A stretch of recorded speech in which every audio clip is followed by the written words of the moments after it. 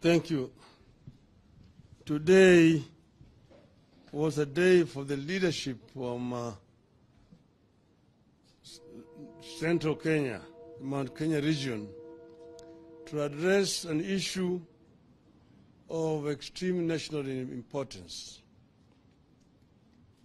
They say that the more things change, the more they remain the same.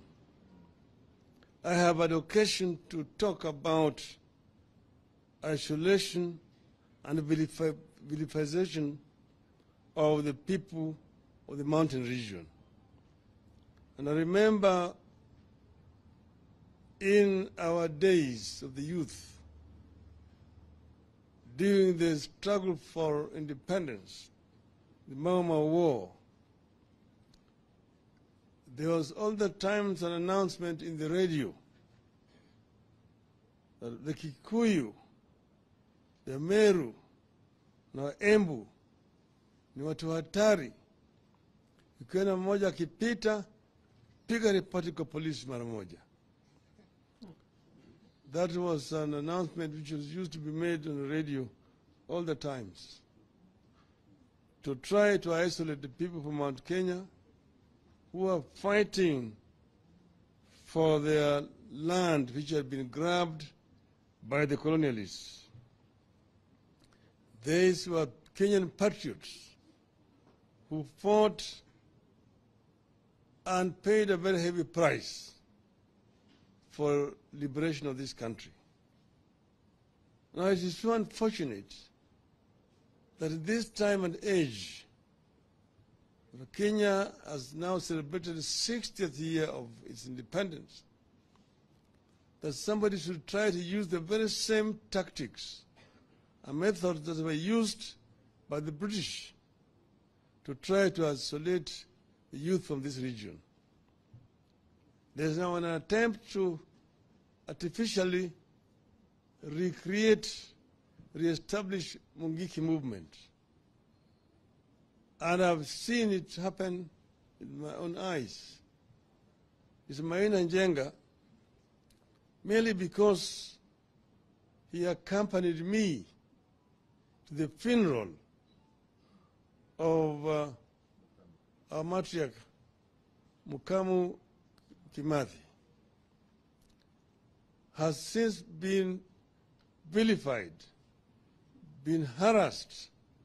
They have carried out searches, all his residences in Nyandarua, in Laikipia, in Nakuru, in Nairobi, planting even some kind of evidence.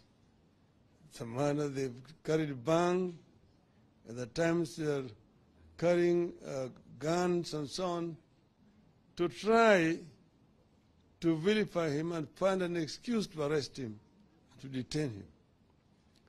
The young youth who are themselves incensed by this harassment are now being classified as Mungiki. But you have also seen Mr. Gachagua run around all Central Province talking about alcoholism among the youth, drugs, and delinquency, and urging the chiefs and the police and the administration generally to deal firmly with this youth. Now the youth have nothing else to do. The youth are idle. And that's the reason why they resort to alcoholism. The answer to this is to provide the jobs for this youth. If the youth get something to do meaningfully, they will not be drinking. But they are getting into alcoholism because of lack of anything meaningful to do. You will remember, we had brought a program when we were in government to try to put money into the pocket of this youth. Even the last regime had a program called Kazi Mutani.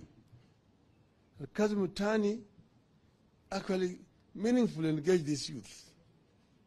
These people had said that they were going to get this youth engaged in tree planting and so on. They have not done anything. We used to have them cleaning the streets, garbage collection, and helping the community generally. And the youth were happy. They were not drinking. So, Mr. Gachagua, a free advice to you.